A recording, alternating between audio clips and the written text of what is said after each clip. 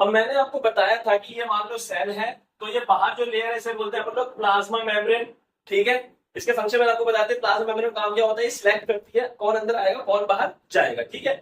और जो बाहर का चीज होता है, इस सेल के जो बाहर की चीज उसे बोलते हैं हम लोग एक्सटर्नल इन्वायरमेंट। क्या बोलते हैं उसे? External environment. ठीक है। सेल जो भी चीजें यूज करता है, जैसे हम लोग अपना खाना वाना घर में सब्जी चाहिए कुछ भी चाहिए खाने को, तो हम कहां से लेके आते हैं? मार्केट में।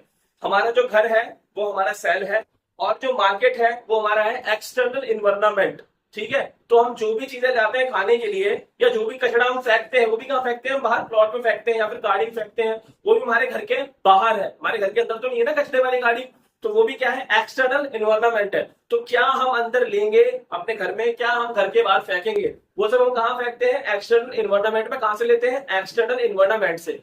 इसी तरह से सेल जो होता है वो अपना खाना खाना खाना खाना खाने को हम लोग क्या बोलते हैं इंग्लिश में? फूड। लेकिन यहां पर क्या बोला गया साइंस में? न्यूट्रिशियन। क्या बोला गया? न्यूट्रिशियन। समझ लो, उसे कहां से लेता है सेल? एक्सटर्नल इन्वायरमेंट से लेता है। ठीक है। और मैंने आपको बताया था ऑस्मोसिस के बारे में, मैंने आपको बताया था डिफ्यूजन में, बताया था डिफ्यूजन। ऑस्मोसिस के बारे में क्या बताया था कि अगर प्लाज्मा मेम्ब्रेन कोई भी फ्लूइड लेती है, फ्लूइड माने पानी जैसी चीज लेती है अंदर या बाहर, तो उस प्रोसेस को बोलते हैं ऑस्मोसिस, टच करके। ठीक है। अब समझो, कई बार क्या होता है सेल के अंदर भी फ्लूइड होता है। ध्यान रखना है मेरी बात। तो पहले फ्लूइड माने पानी टाइप की चीज सेल के अंदर भी होती है, और एक्सटर्नल एनवायरनमेंट में भी आपको फ्लूइड मिल जाएगा। फ्लूइड जो है आपको वो एक्सटर्नल एनवायरनमेंट के अंदर भी मिल जाएगा। समझ लो। अब कभी कभी क्या होता है कि एक्सटर्नल एनवायरनमेंट में ज्यादा हो जाता है फ्लूइड। ज्यादा मतलब high, high concentration. High concentration का मतलब होता है ज्यादा हो जाना, ज्यादा हो जाना। तो कई बार क्या होता है कि बाहर बाहर यानी एक्सटर्नल इन्वायरमेंट में जो फ्लूइड होता है उसका हो जाता है हाई कंसंट्रेशन। अगर मैं फ्लूइड की बात कर रहा हूँ, यानी अगर मैं पानी की बात कर रहा हूँ, तो इसका मतलब ये तो तय है, मैं डिफ्यूजन की बात नहीं करूंगा, डिफ्यूजन होता है गैसों के अंदर। मैं बात करूंगा ऑस्मोसिस की, क्योंकि ऑस्मोसिस होता है पानी के साथ में। ऑस्मोसिस का मतलब क्या होता है कि प्लाज्मा मेम्ब्रेन में कोई भी फ्लूइड अगर अंदर या बाहर जाता है प्लाज्मा मेम्ब्रेन को टच करके, तो उसे बोलते हैं अपन लोग ऑस्मोसिस। ठीक है। अगर एक्सटर्नल इन्वायरमेंट में फ्लूइड यानी वाटर हाई कंसंट्रेशन में है, यानी ज्यादा है, हाई कंसंट्रेशन का एक नाम और भी होता है साइंस में, वेरी डाइल्यूट। Very dilute. समझ लो मेरी बात कि अगर हाई कंसंट्रेशन में कोई भी यानी वेरी डाइल्यूट कोई भी फ्लूइड है आपका एक्सटर्नल एनवायरनमेंट के अंदर, तो पानी या फ्लूइड बाहर से अंदर जाएगा, बाहर से अंदर जाएगा। अंदर से भी बाहर आएगा, ऐसी बात नहीं है, अंदर से भी बाहर आएगा, लेकिन बाहर से अंदर ज्यादा जाएगा। बाहर से अंदर ज्यादा जाएगा फ्लूइड ऑस्मोसिस के प्रोसेस से, और प्लाज्मा मेम्ब्रेन से अंदर से बाहर कम आएगा बहुत, क्योंकि बाहर हाई है, बाहर ज्यादा फ्लूइड है, उसको अंदर जाने की जरूरत है। अंदर इतना फ्लूइड नहीं है जो पूरा बाहर निकल जाए, वो थोड़ा ही निकलेगा। और इसको बोलते हैं अपन लोग हाइपोटोनिक सॉल्यूशन। क्या बोलते हैं इसे अपन लोग? Hypotonic solution. तो अगर एग्जाम में आ गया कि हाइपोटोनिक सॉल्यूशन क्या होता है, तो आप क्या बताएंगे? हाइपोटोनिक सॉल्यूशन का मतलब होता है जब सेल के एक्सटर्नल इन्वायरमेंट में फ्लूइड यानी वाटर का कंसंट्रेशन हाई हो जाता है, वो ज्यादा हो जाता है, वाटर यानी वेरी डाइल्यूट हो जाता है, तो उस केस में ऑस्मोसिस के थ्रू प्लाज्मा मेम्ब्रेन को टच करके वाटर यानी फ्लूइड अंदर ज्यादा जाता है और बाहर कम आता है। समझ लो मेरी बात, बहुत सिंपल सा ये हाइपोटोनिक सॉल्यूशन। लेकिन कभी कभी ऐसा होता है कि यहां पर सॉल्यूशन जो फ्लूइड होता है यहां पर बाहर वो कम रहता है, अंदर फ्लूइड का कंसंट्रेशन हाई हो जाता है। अंदर अंदर कंसंट्रेशन करके फ्लूइड का क्या होता है? हाई हो जाता है। तो अंदर हाई है, तो जो बाहर निकलेगा फ्लूइड वो ज्यादा निकलेगा, और बाहर इतना है नहीं, तो बाहर से अंदर कम जाएगा। ध्यान रखिएगा, अगर अंदर हाई कंसंट्रेशन है फ्लूइड का यानी पानी का सेल के अंदर, यानी अगर आपके घर में कचरा ज्यादा है बहुत, तो आप अंदर से ज्यादा कचरा बाहर फेंकने वाले हो, यानी ज्यादा पानी बाहर जाएगा। ऑस्मोसिस के थ्रू प्लाज्मा मेम्ब्रेन को टच करेगा फ्लूइड और बाहर निकल जाएगा ज्यादा, अंदर कम आएगा। ठीक है। इस प्रोसेस को हम लोग बोलते हैं हाइपोटोनिक, नहीं इसे बोलते हैं हम लोग हाइपरटोनिक। क्या बोलते हैं हम लोग? हाइपरटोनिक। समझ लो मेरी बात। और अगर कभी कभी ऐसा होता है कि ना तो अंदर हाई है और ना ही बाहर हाई है, बराबर है, ना तो अंदर हाई है और ना ही बाहर हाई है, फ्लूइड की मात्रा यानी पानी की मात्रा जितनी एक्सटर्नल एनवायरनमेंट के अंदर है मान लो ठीक उतनी ही आपके सेल के अंदर है, तो जितना अंदर जाएगा उतना ही बाहर आएगा, बराबर आएगा बाहर, बराबर बराबर बाहर आएगा, जितना अंदर जाएगा उतना ही बाहर आएगा बराबर। इसे बोलते हैं हम लोग आइसोटोनिक सॉल्यूशन। ठीक है, एक बार नोट कर लेते हैं, देख लेते हैं एक बार। ठीक है, फिर क्वेश्चन चलते हैं। ये क्वेश्चन है, मैंने आपको पढ़ा दिया इसके बारे में। फिर ये क्वेश्चन है, मैंने इसके बारे में आपको पढ़ा दिया है। और फिर ये क्वेश्चन है, मैंने इसके बारे में आपको पढ़ा दिया है। और फिर छोटे मोटे क्वेश्चन है थोड़े से, आप देख लीजिएगा। मैंने पढ़ाया था कि सेल अपना न्यूट्रिशन यानी खाना इन्वायरमेंट से प्राप्त करता है। ठीक है, आगे चलते हैं। आगे है प्लाज्मा मेम्ब्रेन। इसके बारे में आपको पढ़ाई चुका हूं पहले भी, एक बार देख लीजिएगा प्लाज्मा मेम्ब्रेन का काम क्या होता है। ठीक है, और सबसे इंपॉर्टेंट बात इसमें जो लिखी है कि प्लाज्मा मेम्ब्रेन बनी किससे होती है। एक तो ये फ्लेक्सिबल होती है, यानी बहुत ज्यादा लचीली होती है प्लाज्मा मेम्ब्रेन। आप इसे खींच के छोड़ भी सकते हैं, ये खींच भी जाएगी आपसे, रबड़ की तरह होती है प्लाज्मा मेम्ब्रेन, थोड़ा रबड़ की तरह होती है देखने में। और ये बनती किससे है, ये प्रोटीन से बनती है और लिपिड से बनती है। हम लोग नहीं बोलते हैं कि सेल को प्रोटीन की जरूरत पड़ती है। क्यों जरूरत पड़ती है प्रोटीन की सेल को? लड़के भी आजकल जो बॉडी बना रहे हैं वो प्रोटीन का डिब्बा खाते हैं। लड़के आजकल जो बॉडी बना रहे हैं प्रोटीन का डिब्बा खाते हैं। प्रोटीन खाने से क्या होता है, प्रोटीन चाहिए होती है सेल को। सेल प्रोटीन से क्या करते हैं, प्लाज्मा मेम्ब्रेन बनाते हैं ताकि वो अपने आप को मजबूत रख सके। ठीक है, अब अगला क्वेश्चन देखते हैं। मैंने आपको बताया था, मैंने आपको बताया था इधर होता नहीं, देखो सर, हमने आपको बताया था भैया कि अमीबा जो होता है वो 1 सेल होता है। अमीबा में कितने सेल होता है, केवल 1 सेल। जाइगोट जाइगोट, अमीबा में कितने सेल होता है बाबू, 1 सेल होता है अमीबा के अंदर बाबू। तो अमीबा में 1 सेल होता है, ठीक है, 1 सेल है, क्या आप अमीबा में कह सकते हो, क्योंकि यहाँ पर अमीबा में 1 ही सेल हो रहा है, तो आप अमीबा बोल सकते हो। और उसके बाहर होगी प्लाज्मा मेम्ब्रेन, तो कंफर्म है क्या होगी उसके बाद, प्लाज्मा मेम्ब्रेन। ठीक है, ये प्लाज्मा मेम्ब्रेन होगी आपकी। ठीक है, अब ये अमीबा जो है, मैंने यहाँ पर इस सेल को अमीबा बोल दिया है क्योंकि कभी कभी 1 सेल ही खुद में बन जाता है कीड़े मकोड़े। तो अमीबा यहाँ पर है, यानी 1 सेल है, उसकी प्लाज्मा मेम्ब्रेन है। अभी अपना खाना कैसे लेगा, कैसे लेगा खाना अमीबा? अमीबा अपना खाना कैसे लेगा, मान लो यहाँ पर कोई खाना है, यहाँ पर कोई खाना है। ठीक है, तो अमीबा क्या करता है, ये जो प्लाज्मा मेम्ब्रेन है, अभी अपने आपको बताया था कि जो प्लाज्मा मेम्ब्रेन होती है ये काफी फ्लेक्सिबल होती है, यानी हम इसे खींच सकते हैं, रबड़ की तरह होती है, रबड़ की तरह। जैसे रबड़ नहीं होती है, आप खींचोगे छोड़ोगे तो फिर वापस वहीं पर आ जाएगी, फिर खींचोगे फिर वहीं पर आ जाएगी वापस। ठीक है, तो उसके से हमारी क्या होती है, प्लाज्मा मेम्ब्रेन होती है। ठीक है, तो ये खींच करके, ये खींच करके एक लंबी सी पूंछ बना लेती है। क्या बना लेती है, लंबी सी पूंछ, जिसे बोलते हैं हम लोग पीसोपोडिया। क्या बोलते हैं, पीसोपोडिया, समझ रहे हो, पीसोपोडिया जिसे बोलते हैं हम लोग, ये लंबी सी पूंछ सी बना लेती है। ठीक है, उसके बाद ये सेल को, सॉरी, उसके बाद ये खाने को, ये खाना है उसको ये घेर लेती है। क्या कर लेती है, घेर लेती है। घेरने को बोलते हैं इनगल्फ। क्या बोलते हैं घेरने को, इनगल्फ। कि जो आपका ये है अमीबा, वो पहले प्लाज्मा मेम्ब्रेन की मदद से पीसोपोडिया बनाता है, फिर वो इसको घेर लेता है और फिर वो इस खाने को खींच लेता है, क्योंकि प्लाज्मा मेम्ब्रेन जो होती है रबड़ है, छोड़ोगे तो वापस वहीं पे आ जाएगी। तो जब ये प्लाज्मा मेम्ब्रेन वापस वहीं पर आती है तो खाना जो होता है उसके अंदर पहुंच जाता है। इस तरह से अमीबा अपना खाना प्राप्त करता है।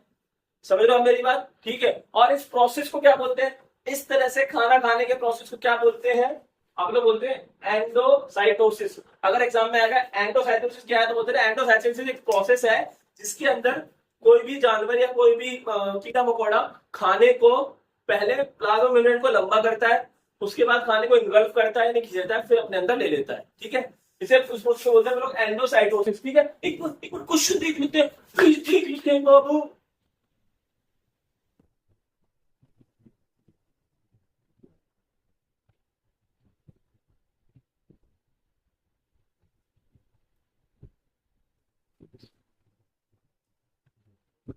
मैंने आपको बताया था सेल के बारे में कि ये होता है सेल। ठीक है, और उसके बाद मैंने आपको बताया था कि ये जो लेयर होती है इसे बोलते हैं प्लाज्मा मेम्ब्रेन। क्या बोलते हैं इसे हम लोग, प्लाज्मा मेम्ब्रेन। इसके को बोलते हैं हम लोग प्लाज्मा मेम्ब्रेन।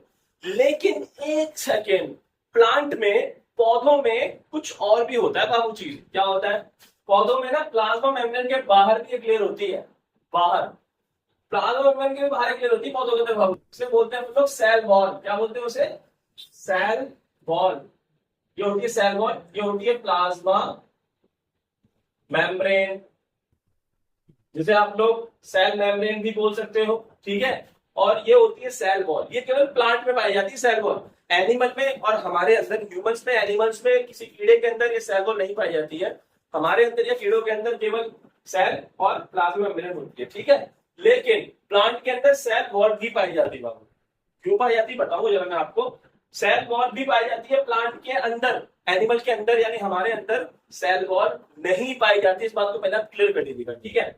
अब एक बात समझिए, प्लाज्मा मेम्ब्रेन होती है, आपको मैंने बताया था सिलेक्टिवली प्रीमेबल मेम्ब्रेन, जिसे हम लोग बोलते हैं सेमी प्रीमेबल, यानी किस किस चीज को अंदर आना है, किस किस चीज को बाहर जाना है, ये कौन तय करता है? Plasma membrane. यानी हर चीज मुंह उठा करके मैं आना चाहती हूँ अंदर, नहीं आ सकती है। और हर चीज मुंह उठा के मैं जाना चाहती हूँ बाहर, नहीं जा सकती है जब तक प्लाज्मा मेम्ब्रेन है तब तक। सेल वॉल का ऐसा कोई पंगा नहीं होता बाबू, ये कोई सिलेक्ट विलेक्ट नहीं करती भैया। ये कहती है जिसको अंदर आना है आ जाओ, जिसको बाहर जाना है चले जाओ, जिसको बाहर आना है चले जाओ, जिसको अंदर आना है आ जाओ। हाँ, अंदर बाहर इसके अंदर भी ऑस्मोसिस के थ्रू ही होता है पानी, और गैस होती है डिफ्यूजन के थ्रू अंदर बाहर, टच करके अंदर टच करके बाहर। जैसे प्लाज्मा मेम्ब्रेन में होता था ऑस्मोसिस और डिफ्यूजन, वैसे इसमें डिफ्यूजन ऑस्मोसिस के थ्रू ही पानी या फिर गैस अंदर बाहर होती है, ठीक है। लेकिन ये किसी को सिलेक्ट नहीं करता है, इसलिए ये होता है फुल्ली प्रीमेबल। फुल्ली का मतलब जिसको आना है चले जाओ, जिसको नहीं जाना, जिसको जाना है वो चले जाओ, जिसको आना है वो आ जाओ। लेकिन ये होता है plasma membrane semi preamble, select करता है भैया मैं हर किसी को नहीं आने दूंगा, कुछ को आने दूंगा, कुछ को मैं नहीं आने दूंगा, जो खराब चीज है उनको मैं नहीं आने दूंगा, ठीक है। इसको फर्क नहीं पड़ता, ये कहता है यार मैं तो किसी को भी भेज दूंगा अंदर, आगे तो प्लाज्मा मेम्ब्रेन फिर संभाल ही लेगी, इसका मानना होता है सेल वॉल का। पता सेल वॉल प्लांट में होती है तो क्या काम करती है? ये सेल को और मजबूत बनाती है। जरा सोचो यार, अगर सेल को एक चीज प्रोटेक्ट कर रही है, प्लाज्मा मेम्ब्रेन अगर सेल को सुरक्षा दे रही है, अच्छी बात है। लेकिन अगर प्लाज्मा मेम्ब्रेन के अलावा भी सेल को एक और चीज सुरक्षा दे सेल वॉल के नाम से, तो और भी अच्छी बात है ना बाबू। तो ये किसी भी इंजरी से यानी चोट से सेल को बचाती है। उसके अलावा ये क्या करती है? आपको मैंने एक चीज बताई थी, हाइपोटोनिक सॉल्यूशन। क्या बताया था मैंने आपको? Hypotonic solution. उसमें क्या होता है? हाइपोटोनिक सॉल्यूशन के अंदर बाहर जो होता है, बाहर जो फ्लूइड होता है पानी का होता है, उसका जो प्रेशर होता है बाहर वो ज्यादा होता है। जो बाहर प्रेशर होता है हाई प्रेशर होता है वो, यानी वेरी डाइल्यूट। जो बाहर प्रेशर होता है वो बहुत ज्यादा होता है इसके अंदर, तो बाहर से पानी अंदर जाता है ज्यादा और अंदर से बाहर आता है कम पानी। यानी किस प्रोसेस के थ्रू? ऑस्मोसिस के थ्रू। ऑस्मोसिस का मतलब क्या होता है कि टच करके फ्लूइड यानी पानी अंदर चला जाओ, टच करके फ्लूइड यानी पानी बाहर आए, से बोलते हैं हम लोग ऑस्मोसिस। किसको टच करके? प्लाज्मा मेम्ब्रेन को। बट यहाँ पे दो चीजों को टच करना पड़ता है उस पानी को, पहला सेल वॉल को फिर प्लाज्मा मेम्ब्रेन को, ठीक है। तो ज्यादा मात्रा में अंदर जाता है, वो मैटर नहीं ज्यादा जा रहा है, मैटर यह है कि बहुत ज्यादा प्रेशर होता है, बहुत ज्यादा क्या होता है? प्रेशर होता है। और ये तो आपको पता है जितना पानी हम नहीं पीते उससे ज्यादा पानी हमारे पेड़ पौधे पीते हैं। हम तो पीते हैं 1 गिलास पानी, 2 गिलास पानी, 3 गिलास पानी। और प्लांट को हम जाते हैं, हमें हमारी मम्मी बन जाती है तुलसी माता के लिए, जय तुलसी माता, जय मेरी तुलसी माता। पहले एक लोटा वो चढ़ा देंगी, तो हमारे पापा जाएंगे तुलसी माता, फिर मम्मी जाएगी, भैया जाएगा तुलसी माता, बहन जाएगी तुलसी माता, घर में एक दो लोग और आ रहे रिश्तेदार वो भी जाएंगे तुलसी माता कहेंगे कितना पानी डालेगा, मर जाऊंगी मैं, कितना डालेगा भैया। तो ऊपर से बारिश आ जाएगी वो पानी में डाल तुलसी माता में, इतना सारा पानी होता है। तो जब पानी बाहर ज्यादा हो जाएगा तुलसी माता के एक्सटर्नल इन्वायरमेंट में ज्यादा पानी हो जाएगा, तो ज्यादा मात्रा पानी अंदर जाएगा, अंदर से कम आएगा। तो जब ज्यादा मात्रा पानी अंदर जाता है तो प्रेशर भी ज्यादा लगता है, तो सेल के बस्ट का मतलब क्या होता है? फटना। सेल के फटने का चांस बहुत ज्यादा हो जाता है कि सेल अभी फट जाएगा। इतना जब पानी अंदर जाएगा तो सेल तो सूज जाएगा ना, फूल जाएगा। सेल क्या हो जाएगा? फूल जाएगा। स्वेट का मतलब होता है फूल जाना, सेल तो स्वेलन हो जाएगा, स्वेलन यानी फूल जाएगा, सेल तो फट जाएगा। वो तो नहीं होता है फिर ऐसा, क्योंकि सेल वॉल बचा लेती है। जितना प्रेशर बाहर से पानी अंदर जाने पर लगाता है उतना ही प्रेशर सेल वॉल भी लगा देती है अंदर से बाहर की तरफ। कैसे तू प्रेशर लगा रहा तो मैं भी लगाऊंगी, और सेल फटने से बच जाता है। तो इसीलिए प्लांट के अंदर ज्यादा पानी प्लांट लेते हैं, इसलिए उनको चाहिए होता है सेल वॉल। हमें जरूरत नहीं है सेल वॉल की बाबू, उन्हें चाहिए, समझ रहे हो? तो हमने बढ़ा दिया अभी आपको कि हाइपरटोनिक सिचुएशन के अंदर कई बार सेल के फटने के चांस रहते हैं प्लांट वालों के, इसलिए हमें चाहिए था सेल वॉल। ये प्लांट को इंजरी नहीं बचाती है, और ये भी किसी चीज को अंदर और बाहर करेगी, लेकिन सिलेक्ट नहीं करती है जिसका मैंने अंदर जाओ, जिसका मैंने बाहर आओ। एक बार पढ़ लेते हैं इसके बारे में क्वेश्चन के अंदर, ठीक है ना? चलो पढ़ लेते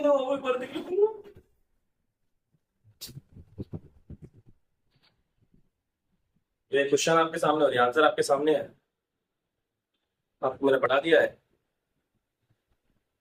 फिर अगला क्वेश्चन आपके सामने ये रहा, सेल वॉल के फंक्शन, ये भी हो जाएगा। फिर सेल वॉल होती क्या है? रिग्ड का मतलब होता है कठोर, RIGID, रिग्ड का मतलब होता है कठोर। ये बाहर की लेयर होती है प्लांट सेल की, क्योंकि प्लाज्मा मेम्ब्रेन की भी बात में होती है, ठीक है। ये बनती किससे, सबसे इंपॉर्टेंट चीज है बनती किससे है। बनने को बोलते हैं इंग्लिश में कंपोज्ड या फिर मेड, MADE, मेड या फिर कंपोज्ड। किससे बनती है? सेलुलस से। पेपर ये जरूर पूछ लेता है वो कि किससे बनती है plasma membrane, sorry cell membrane, sorry cell wall यार, ठीक है। प्लाज्मा मेम्ब्रेन तो प्रोटीन और लिपिड से बनती है ना, सेल वॉल किससे बनती है? सेलुलस से बनती है, ठीक है। उसके बाद में अगले क्वेश्चन ये दो क्वेश्चन है कि outermost covering of animal cell, यानी हमारी ह्यूमन में प्लाज्मा मेम्ब्रेन के आगे हमारा कुछ होता ही नहीं है, लेकिन प्लांट के अंदर तो प्लाज्मा मेम्ब्रेन के बाहर भी सेल वॉल होती है, तो आउटर मोस्ट वहां पे सेल वॉल हो गया। फिर डिफरेंस है सेल वॉल और प्लाज्मा मेम्ब्रेन के अंदर, आप पढ़ ही लेना इसको एक बार अच्छे से, ठीक है, मैंने पढ़ाई दिया आपको। तो अभी ये वाला क्वेश्चन भी देख लेना, ये वाला क्वेश्चन भी देख लेना, आपको किनको पढ़ाने की जरूरत नहीं, इसलिए मैंने को नहीं पढ़ा रहा, ठीक है, आसान है। आगे चलते हैं, ठीक है। अब है हमारे सामने सेल, ठीक है। अब ये सेल है और आपको मैंने बताया था कि अगर इसके बाहर कुछ होता है तो उसे बोलते हैं प्लाज्मा मेम्ब्रेन, और उसके बाहर में कुछ होता है उसे बोलते हैं सेल वॉल। और सेल वॉल सिर्फ प्लांट में होती है, अगर एनिमल की बात करें तो सेल वॉल नहीं होगी। तो अगर आप अभी मैं चाहे एनिमल की बात करूं चाहे प्लांट की बात करूं, जैसे प्लांट देना, ये प्लांट सेल है, यहाँ पर ये सेल है, ये प्लाज्मा मेम्ब्रेन है और ये सेल वॉल है, ठीक है। उसके बीचों बीच एक होता है गोला, उसे बोलते हैं न्यूक्लियस। क्या बोलते हैं? न्यूक्लियस। नहीं बाबू, सोना सोना मत, आपको ऐसे कैसे नींद आ जाएगी बाबू? तुम्हें तुम्हारे घर की मैया और अपनी प्यारी गैया की कसम है, तुम सोना मत बाबू, चुप रहो, मैं भी तो पढ़ा रहा हूँ, मैं भी तो पढ़ा रहा हूँ बाबू। अब ध्यान सुनते हैं, ये सेल है, ये प्लाज्मा मेम्ब्रेन है, ये सेल वॉल। और एनिमल में सेल वॉल नहीं होती, ठीक है। लेकिन चाहे एनिमल सेल, चाहे आप प्लांट सेल की बात करो इसमें सेल वॉल होती है, चाहे फिर आप एनिमल सेल की बात करो जिसमें सेल वॉल नहीं होती है, दोनों के अंदर एक चीज तो होती ही होती है बाबू, जिसे बोलते हैं न्यूक्लियस। एकदम बीच में होता है न्यूक्लियस। तो ये क्या है हमारा न्यूक्लियस, एकदम सेंटर में होता है। कहां पर होता है न्यूक्लियस? एकदम हमारे सेंटर में, ठीक है। अब ये न्यूक्लियस होता है, ठीक है, इसके बाहर भी देखो सेल को प्रोटेक्ट करने के लिए तो है प्लाज्मा मेम्ब्रेन, ठीक है, लेकिन न्यूक्लियस को प्रोटेक्ट करने के लिए भी होती है मेम्ब्रेन, ऐसे करके एक लेयर जो न्यूक्लियस को बचाती है, उसे बोलते हैं हम लोग न्यूक्लियर मेम्ब्रेन। क्या बोलते हैं उसे? न्यूक्लियस मेम्ब्रेन, ठीक है। और वो डबल होती है। क्या होती है वो? डबल होती है बाबू। कैसी होती है वो? डबल होती है, ठीक है। अच्छा, इसलिए अगर न्यूक्लियस में किसी चीज को जाना है या न्यूक्लियस की चीज को बाहर आना है तो कैसे जाएगा? टच करके नहीं, इसमें ऑस्मोसिस या डिफ्यूजन काम नहीं आता न्यूक्लियस में। दरअसल होता क्या है, इसकी जो लेयर होती है ना, इनमें छेद होते हैं। क्या होते हैं? इनमें छेद होते हैं कई जगह पर। छेद को बोलते हैं बेटा पोरस। पोरस माने छेद। तो कई जगह पर इनमें छेद होते हैं, वहां से कोई भी चीज अंदर चली जाती है और कोई भी चीज से क्या होती है? बाहर आ जाती है बाबू, न्यूक्लियस के अंदर, ठीक है। अच्छा, अब न्यूक्लियस को हम लोग head quarter of the cell भी बोलते हैं। न्यूक्लियस को हम लोग हेड क्वार्टर ऑफ सेल भी कहते हैं, कंट्रोलर ऑफ सेल भी बोलते हैं, ठीक है। अब न्यूक्लियस जो होता है ना, ये क्या करता है? ये रिप्रोडक्शन, बच्चा पैदा करने में भी हेल्प करता है। रिप्रोडक्शन करने के अंदर भी आपका न्यूक्लियस बहुत ज्यादा हेल्प करता है। वो कैसे कैसे कैसे करता है बाबू? क्योंकि न्यूक्लियस के अंदर बाबू आपके होते हैं क्रोमोसोम्स। एक नहीं होते, बहुत सारे होते हैं, मेरे पे जगह नहीं है इसलिए मैं थोड़े बहुत बना पा रहा हूं। तो न्यूक्लियस के अंदर आपके होते हैं क्रोमोसोम्स। न्यूक्लियस में क्या होते हैं? आपके क्रोमोसोम्स बहुत सारे, समझ रहे हो। और क्रोमोसोम के पास में एक ऐसी चीज होती है जिसके बारे में आप सबको पता होगा, आप सबको पता होगा उसके बारे में बाबू, जो बताने वाला हूं मैं यहाँ पे। क्रोमोसोम में क्या होता है? क्रोमोसोम के अंदर होता है डीएनए और डीएनए। क्या होता है? क्रोमोसोम में डीएनए होता है और होता है प्रोटीन।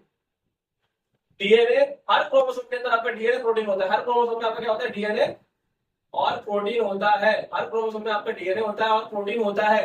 और आपको पता है कि रिप्रोडक्शन में डीएनए के काम होता है, क्योंकि डीएनए के अंदर होती है इन्फॉर्मेशन। कैसी इन्फॉर्मेशन? देखो, आप मुझे देख के अंदाजा लगा सकते हो कि मेरे पापा कैसे दिखते होंगे। अगर मैं सांड हूं तो मेरे पापा भी ठीक ठाक होंगे बाबू, है ना, समझ रहे हो। और अगर मैं लंबा चौड़ा हूं, अगर मैं लंबा हूं, वैसे मैं लंबा नहीं हूं, मैं पहुआ हूं, मैं छोटा हूं, नहीं यार, कोई पौआ नहीं होता, कोई छोटा नहीं होता बाबू। दिल दिल बड़ा होना चाहिए, दिल पर दिल दिल दिल दिल दिल दिल प्यार मांगे मैं क्या जानू रे, दिल बड़ा हो तो सब मैं मानू रे, दिल दिल प्यार प्यार मैं क्या जानू रे। समझ रहे मेरी बात बाबू कि आपका हाइट कैसा है, आपका कलर कैसा है, आपका चाल ढाल कैसा है, आपका टैलेंट कैसा है, ये सब आपका डीएनए बता देगा। क्योंकि आपको जो डीएनए मिलता है कैसे मिलता है? जो पापा मम्मी का जो होता है, जो हमारे पेरेंट्स का सेल होता है, उसके अंदर जो न्यूक्लियस होता है, पापा मम्मी के सेल के अंदर जो न्यूक्लियस होता है, उसके अंदर जो क्रोमोसोम्स होते हैं, उसके अंदर जो डीएनए होता है, वो रिप्रोडक्शन के टाइम पे, सेक्स के टाइम पे हमारे अंदर आ जाता है, जिससे बनता है जाइगोट। क्या बनता है बाबू? जाइगोट, यानी बच्चा। फिर उसके बहुत सारे टुकड़े होते हैं, फिर जाइगोट बड़ा हो जाता है, फिर उसको आप, मैं बन जाता हूँ, आप बन जाते हो, ये सब हो जाता है बाबू। ठीक है, तो बनता तो ऐसे ही है ना, प्रोसेस के थ्रू। तो डीएनए में क्या होता है? इंफॉर्मेशन होती है, किसकी? उस इंसान की। जैसे मेरा बच्चा होगा, वो कैसे होगा? अपने देखने में लगभग मेरी तरह हो सकता है, मेरे जैसा रंग हो सकता है, क्या पता ना हो, मेरी वाइफ की तरह हो, ठीक है, लेकिन होगा कुछ ना कुछ तो उसका मुझसे मिलता होगा, क्योंकि मेरा डीएनए भी उसको बनाने में हेल्प करेगा। समझ में मेरे साथ? ठीक है, तो डीएनए में आपकी इंफॉर्मेशन होती है, किसकी? Heredity information. Heredity, heredity information मतलब क्या होता है? वही यार, कि कैसा रंग है, कैसा रूप है, कैसा लंबाई है, कैसा चौड़ाई, इसी को बोलते हैं हम लोग हेरिडिटी इंफॉर्मेशन बाबू। ठीक है, ये किसमें होता है? डीएनए में होता है। ठीक है, अच्छा, क्रोमोसोम किससे मिलकर बनता है? कोई बोले कि क्रोमोसोम किससे मिलता है, मिलकर के बनता है, किससे कंपोज होता है, यानी किससे मेड होता है? डीएनए एंड प्रोटीन से। ठीक है, और क्रोमोसोम पाया किसके अंदर जाता है? न्यूक्लियस के अंदर पाया जाता है। ठीक है, और न्यूक्लियस किससे प्रोडक्ट होता है, किससे बचा रहता है न्यूक्लियस? न्यूक्लियस मेम्ब्रेन से। इनमें पोरस होते हैं जो किसी चीज को अंदर बाहर अलाउ करती थी। हाँ बाबू, समझ में? एक बार हम एक बार पढ़ लेते हैं, बहुत जरूरी है कि हमने भी क्या पढ़ा है बाबू। ठीक है, तो न्यूक्लियस के बारे में लिखा हुआ है, व्हाट इज न्यूक्लियस। इसमें जो छठा पॉइंट है, लास्ट वाला पॉइंट जो न्यूक्लियस में, इसमें लिखा पड़ा ऑफ स्प्रिंग। ऑफ स्प्रिंग का मतलब होता है बच्चा, चाइल्ड। ठीक है, फिर फंक्शन के बारे में, फंक्शन ही मैंने आपको पढ़ा दिया है, इसका ओनली आपको मैंने बता दिया है। फंक्शन आपसे याद कर लेना, जो थोड़ी सी मेहनत आपको करना पड़ेगा। मैं आपसे वादा करता हूँ आपके नंबर पूरे में से पूरे आएंगे, 80 में से 80, अगर आप मेरी सारी वीडियो देखते हैं यूट्यूब पर, तो अगर आ गई तो ठीक है, सारी वीडियो आएंगे सब। ठीक है, बहुत जल्दी। बस सब्सक्राइब कर दीजिएगा चैनल को और बने रहिए यूट्यूब पर। अगला क्वेश्चन है यहाँ पे, where to be found chromosome. Chromosome कहाँ मिलता है हमें? न्यूक्लियस में। क्रोमोसोम होता है क्या है, लिखा पड़ा है यहाँ पर, न्यूक्लियस पर क्रोमोसोम होता है। क्रोमोसोम में अगले जनरेशन के बारे में पता रहता है हमें। हेरिडिटी, हेरिडिटी को अपन लोग इनहेरिटेंस भी बोलते हैं। इनहेरिटेंस और हेरिडिटी का मतलब ये एक ही चीज होती है कि लंबाई, चौड़ाई, गोरापन, कालापन, बात करने का तरीका, कैसा नेचर है, बिहेवियर है। डीएनए की फुल फॉर्म क्या होती है? डीएनए मतलब होता है डीऑक्सी बोन्यूक्लिक एसिड, डीऑक्सी डीऑक्सीरिबोन्यूक्लिक न्यूक्लियस है। ठीक है, और डीएनए के बारे में आपने लिखा पड़ा है, डीएनए जरूरी होता है। डीएनए के अंदर पाए जाते हैं जीन्स। डीएनए के अंदर भी एक चीज पाई जाती है तो जीन्स बोलते हैं बाबू। ठीक है, सारा केस जीन्स का ही होता है वैसे देखा जाए तो। ठीक है, उसके बाद प्लास्मोपोडिया किसे कहते हैं? ये एक्स्ट्रा क्वेश्चन है, मैंने पढ़ाया नहीं, बट उसको पढ़ाने की जरूरत भी नहीं है, 2 लाइन का तो आंसर है इसका, कि जब भी लिविंग प्लांट सेल अपना पानी लूज कर देते हैं ऑस्मोसिस के थ्रू, यानी ऑस्मोसिस के थ्रू लिविंग सेल जो होते हैं, लिविंग सेल जो होते हैं, उनमें से जब पानी अंदर से बाहर जाता है, कहां से? अंदर से बाहर जाता है ऑस्मोसिस के थ्रू। यानी ऑस्मोसिस का मतलब क्या होता है कि प्लाज्मा मेम्ब्रेन और सेल वॉल को टच करके बाहर निकल जाना। जब पानी इस तरह से बाहर निकल जाता है, तो जो आपका सेल वॉल होता है वो सिकुड़ जाता है, सिकुड़ने को बोलते हैं श्रिंकेज हो जाता है। इसी प्रोसेस को बोलते हैं प्लास्मोपोडिया। आरएनए की फुल फॉर्म क्या होती है? बस फोटो में याद कर लो, इसके बारे में किताब में लिखा तो है नहीं।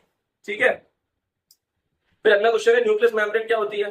यार आपको मैंने बता दिया है कि न्यूक्लियस मेम्ब्रेन में छेद होते हैं, न्यूक्लियस को पाई जाती है, इसमें छेद होते हैं, पोरस होते हैं, PORES, पोरस। स्पेलिंग गलत हो सकती है मेरे बोर्ड में शायद, और ये किसी भी मेटल को अंदर या बाहर उसी पोरस के थ्रू भेजती है। इसके फंक्शन क्या होते हैं? फंक्शन वही है जो मैंने ऊपर पॉइंट में लिखा हुआ है, सेम चीज है बाबू। ठीक है, और समझ रहे हो? अगले क्वेश्चन चलते हैं बाबू। थोड़ा सा सीरियस हो जाते हैं यहाँ पर, क्योंकि मैं अभी आपको जो बताने वाला हूँ इससे आपका एग्जाम में शायद क्वेश्चन आ जाए। ठीक है, हमने पढ़ा था अभी प्लाज्मा मेम्ब्रेन के बारे में, हमने अभी प्लाज्मा मेम्ब्रेन के बारे में पढ़ाई था। ठीक है, और मैंने आपको बताया था प्लाज्मा मेम्ब्रेन के काम क्या क्या होते हैं। ठीक है, हर एग्जाम में ऐसा क्वेश्चन आता है कि अगर मान लीजिए प्लाज्मा मेम्ब्रेन टूट जाए, कैसे करके मान लो प्लाज्मा फट जाए या टूट जाए, या फिर प्लांट के अंदर सेल जो प्लाज्मा मेम्ब्रेन होती है प्लांट से गायब ही हो जाए, तो क्या होगा?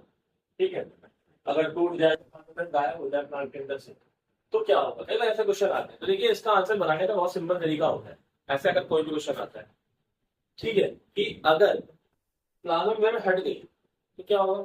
उसके जो फंक्शंस होते हैं वो नहीं कर पाएगी।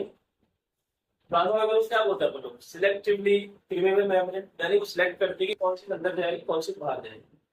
ऑस्मोसिस या फिर डिफ्यूजन के थ्रू वो सिलेक्ट करती है कि कौन सी चीज अंदर जाएगी, कौन सी बाहर जाएगी। अब जो खराब चीज होती है, जो प्लांट को, जो सेल को घाटा पहुंचा सकती है, जो सेल को नुकसान पहुंचा सकती है, उन चीजों को वो अंदर आने से रोक देती है। और जो चीजें सेल को चाहिए होती है उन्हें वो अंदर आने देती है। इसी तरह जो चीजें सेल को जरूरत नहीं होती है, जैसे कार्बन डाइऑक्साइड गैस, क्योंकि सेल अंदर बनाते हैं कार्बन डाइऑक्साइड गैस, वो बनाते हैं अंदर, ठीक है, ऑक्सीजन लेते हैं बाहर से, अंदर से वो बनाते हैं कार्बन डाइऑक्साइड, इसकी जरूरत नहीं होती है सेल को, तो उसे बाहर भेज देते हैं, उससे बाहर निकाल देती है। समझ लो मेरी बात। और जिस चीज को अंदर आना होता है उसे अंदर आने देती है, जिस चीज को अंदर आने से सेल को नुकसान पहुंच सकता है उसे वो अंदर आने नहीं देती। लेकिन अगर प्लाज्मा मेम्ब्रेन हट जाए या फट जाए किसी करके, तो फिर कोई भी चीज जो सेल को नुकसान भी पहुंचा सकती है वो भी आराम से एक्सटर्नल एनवायरनमेंट, जो भी स्कूल को बोलते हैं एक्सटर्नल एनवायरनमेंट, वो कोई भी चीज एक्सटर्नल एनवायरनमेंट से सेल के अंदर जा सकती है और सेल को नुकसान पहुंचा सकती है। तो फिर वो सिलेक्ट ही नहीं कर पाएगी प्लाज्मा मेम्ब्रेन किसी चीज को। तो यही हम इसका आंसर लिख सकते हैं कि अगर प्लाज्मा मेम्ब्रेन कैसे करके ब्रस्ट हो गई या ब्रेक डाउन हो गई, यानी फट गई या टूट गई या फिर गायब ही हो गई सेल के अंदर से, होती ही नहीं सेल में, तो सेल किसी भी ऐसी चीज को नहीं रोक सकता था जो उसे नुकसान पहुंचाए। यहाँ पर केवल प्लाज्मा मेम्ब्रेन की बात नहीं है, सेल वॉल की बात भी है कि अगर सेल वॉल फट जाए या टूट जाए तो क्या हो, तो सेल वॉल का जो फंक्शन है ना, बस वो फंक्शन आप समझ जाना कि वो फंक्शन नहीं कर पाएगी। अगर ऐसे ही जो मैं आगे पढ़ाऊंगा, एंडोप्लाज्मिक रेटिकुलम, गोल्गी अपर्चर, ये सब सेल ऑर्गन सेल्स, आपको मैंने बताया सेल ऑर्गन सेल्स क्या होते हैं, आप देख लेना। माइटोकॉन्ड्रिया, लाइसोसोम्स में पढ़ाऊंगा भी आपको, ठीक है।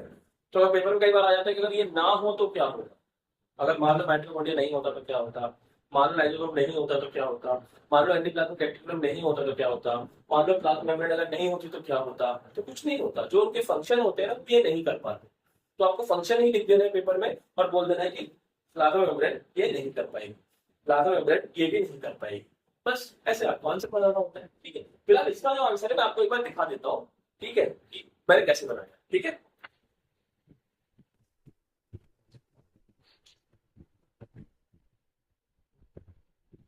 देख ही रहे हैं आपने आंसर, देख ही लिया, उम्मीद करता हूँ ये वाला कि मैंने कैसे बनाया है इसका आंसर। कुछ नहीं, जो फंक्शन थे ना प्लाज्मा मेम्ब्रेन के, आप देख लीजिए पीछे एक बार, हम नोट कभी वीडियो पीछे करके देख लीजिए, मैंने प्लाज्मा मेम्ब्रेन के फंक्शन आपको बताए थे।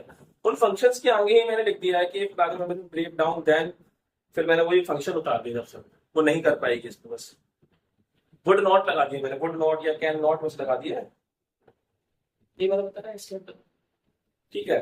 पॉकेट में दो क्वेश्चन दिख रहे हैं मुझे, मैंने कहा आपको दिखा देता हूँ एक बार, आप पार्ट पे समझ लेना, पॉकेट क्वेश्चन पेपर में आ सकते हैं, ठीक है। Formation of the mates, and repair,